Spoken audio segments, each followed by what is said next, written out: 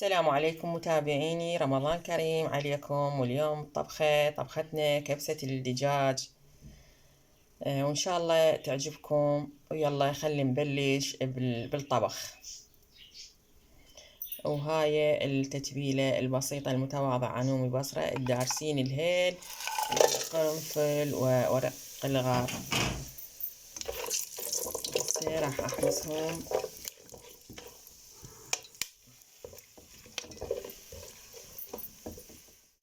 هسه بعد ما حمسناهم راح اضيف لهم البصل. والطبخة اليوم من ايد بنتي، ان شاء الله تعجبكم او يعجبكم فطورنا هذا اليوم.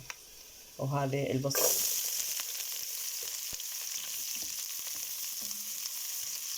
راح نخلطهم مع بعضهم. وهسه راح اضيف ملعقة كاري للتطعيم واللون، شي بسيط. هسه راح اخلطهم مع بعضهم بهذا الشكل. طبعا الريحة ما في علي مش طيبة، ريحة البصل على ريحة الدارسين والهيل. وهذا كلش طيبة صارت ريحتها. وهاي الشوربة هميني انسلقت. هسه بعد بس راح اضربها بالخلاط اليدوي حتى تكمل الشوربة، شوربة العدس. وهاي هسه خلطنا الدجاج بهاي التتبيلة الحلوة هذه. هسه نحمسن على كيف. هسه راح اضيف لهم المي.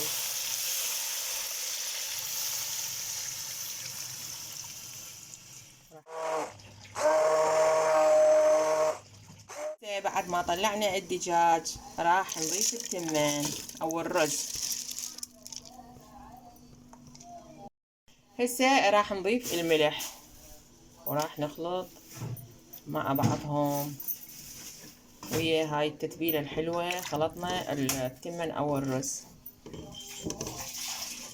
وهذه الكبسة مالتنا كملت، وشوفوها شلون صارت تخبل. وراح نضيف لها اضافة صغيرة حلوة، صبغ اللوزينة بهذه الشكل حتى يصير فد لون حلو ويا التمن. سبحان الله. هسه راح امسح الدجاج بالزيت مسحة خفيفة حتى لا يحترق بهذا الشكل. وراح اخليهم بالفرن. كبستنا راح ندخنها شوية حتى نضيف لها بالطعم. طيب هاي الفحمة خليناها وراح نضيف الزيت عليها حتى نقبقها. بسم الله الرحمن الرحيم.